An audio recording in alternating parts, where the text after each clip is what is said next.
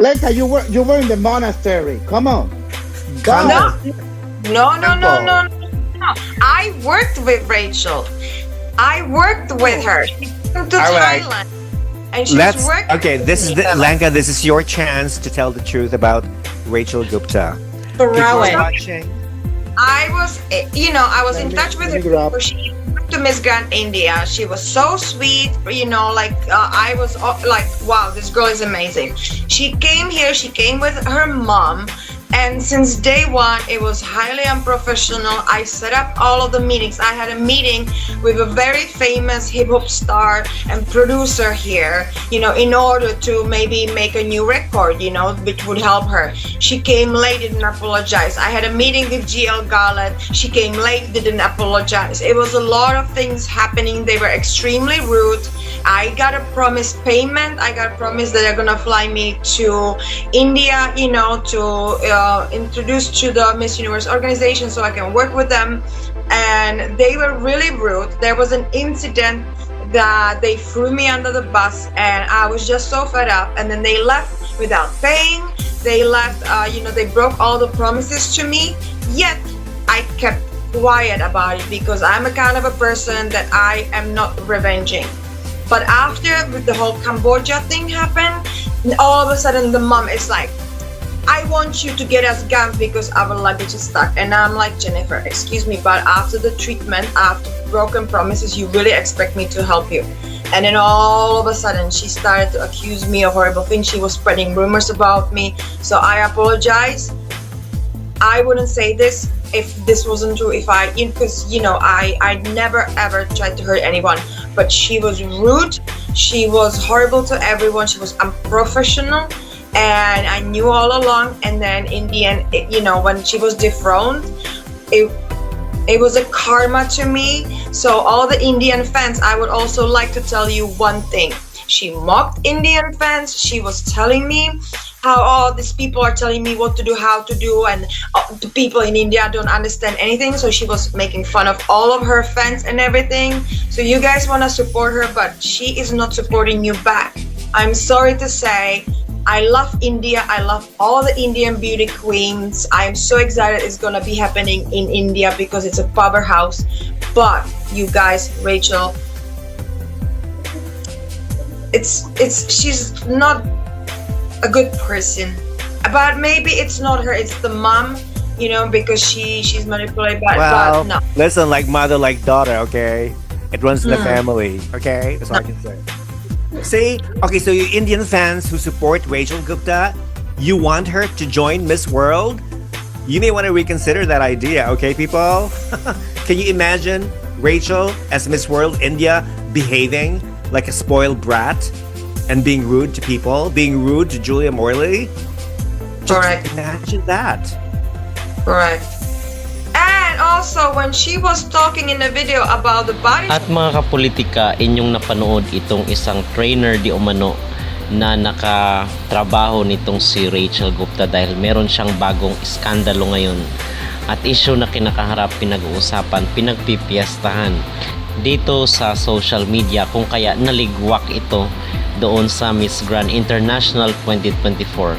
So atin itong pag-uusapan mga kapolitika dahil yung kanyang mga kabayan ay join force na dito sa paninira kay CJ Opiasa at kay Emma Tiglao at yung of course yung back-to-back win ng Pilipinas dito sa Miss Grand International. Yung mga kabayan ni Rachel Gupta ay ayaw pa rin mag-move on dito sa social media at consistent yung kailang atake dito kay kay CJ at kay Emma Tiglao, kung kaya I believe na worth it na atin itong pag-uusapan.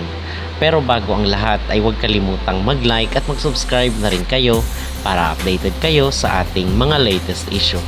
At inyong napanood mga kapolitika at narinig itong sinabi ni Lenka na ang sinasabi niya meron daw talagang behavior itong si Miss Grand 2024 India na si Rachel Gupta dahil sasali daw di umano ito dito sa Miss World 2026.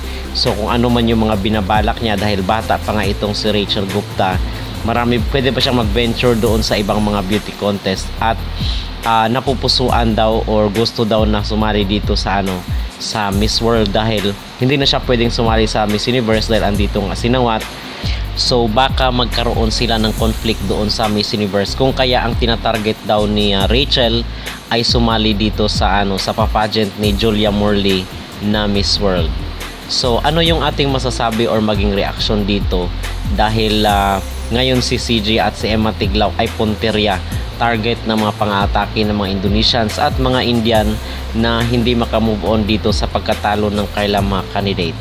So ang masasabi ko mga kapolitika ay talagang walang ugali na hindi mabubunyag, at ngayon ay na-expose itong si Rachel, and I doubt kung meron pa siyang pageant na ipapanalo siya despite her beauty, dahil kung talagang sa ganda ay talagang sobrang ganda itong si Rachel Gupta, pero ang behavior ang maging problema mga kapolitika, dahil magtatrabaho siya sa organization. So hindi pwedeng may behavior, dahil talagang magrereklamo yung organization, kung kaya nga siya naligwak talaga dito sa Miss Grand. Kasi nung si CJ naman is wala namang issue, wala namang problema dito sa kila Nawat at kay Teresa, sa kanya lang talaga. So ibig sabihin ay na kay Rachel Gupta ang problema. So malinaw na ngayon sa sikat ng araw kung sino talaga ang may problema, si Rachel Gupta ba or ang organization. Samantala sinagot na ni Rachel yung mga paratang sa kanya. Sweetheart, please stop the lies. I've never said anything negative about you. Despite everything that happened, you were arrested by Thai police for possession of usage of while at my shoot that I paid for and invited you. My designers from Vietnam can confirm the story. We were gracious enough to invite you to my charity event the next day because your personal issues are none of my business. I have all the messages from then. Trying to use my resignation to benefit yourself and get 15 minutes of fame is just sad. Everyone who works with you knows the truth about your struggles, and I truly hope you get professional help. So yun mga kapolitika, ang buwelta ni Rachel Gupta dito kay Lenka patungkol sa kanyang behavior di umano na issue. Samantala narito naman po si Miss Grand 2024 Malaysia, na kung saan ay pinagtanggol niya itong si CJ Opiasa sa mga nangbabash sa kanya. You know, about her crown, and we said yes, the crown is heavy. We agree, the crown was heavy, and it's true, what mommy said was true, the crown is heavy. And CJ deserves that acknowledgement. CJ deserves that same love. Like, why do you hate her just because she's assuming the position? Like, yes, she was first runner up and now she was crowned, like now she's crowned the winner, like she assumed the position. If you are saying that your girl move on, like your girl step down, yeah, be it, like why attack her? And CJ is such a nice person, you know, she is always like, she doesn't say anything, and it breaks my heart because I'm a very direct person. If I want to say something, I will say